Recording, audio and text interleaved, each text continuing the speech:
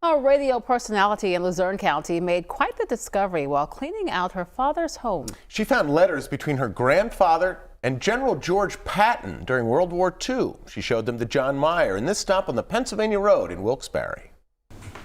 So this was just you cleaning out your dad's stuff? This was me cleaning out my dad's stuff, and I happened upon these letters. They aren't just any old letters that Jocelyn Chicalo found in an envelope. They are correspondence between her grandfather and General George Patton, a legend from World War II. And at first I kind of thought, that can't really be him. And then I went, okay, yeah, that really is the General Patton. And the letters during the peak of the war were about fruitcakes. Jocelyn's grandfather, Eugene Lazarus, ran the Kingston Cake Company. This rough draft of the first letter shows his written out corrections, praise of Patton, and description of 25 3-pound fruitcakes that he was sending to the front lines. If you see the one letter, he sent it to somewhere on the fighting front.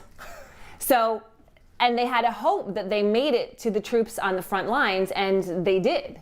And he knew that because he heard back from General Patton several times. The first one saying, quote, "I assure you that I shall not be able to eat them all, but I shall take great pleasure in seeing that some of the soldiers, probably in hospitals, get them." But then the next one arrived, and if you look at the date, it's December 16th, 1944, which is the day the Battle of the Bulge began. Crazy. Yeah, it's insane. Absolutely insane. That letter said the cakes arrived and were heading to hospitals. Then came another. In March of 1945, he said he actually ate one and he enjoyed it. So he finally got to eat a 3-pound fruitcake from Kingston, Pennsylvania, somewhere on the fighting front. Making it all even more special, a handwritten letter from a soldier in one of those hospitals, thrilled to get some cake from his home, Kingston.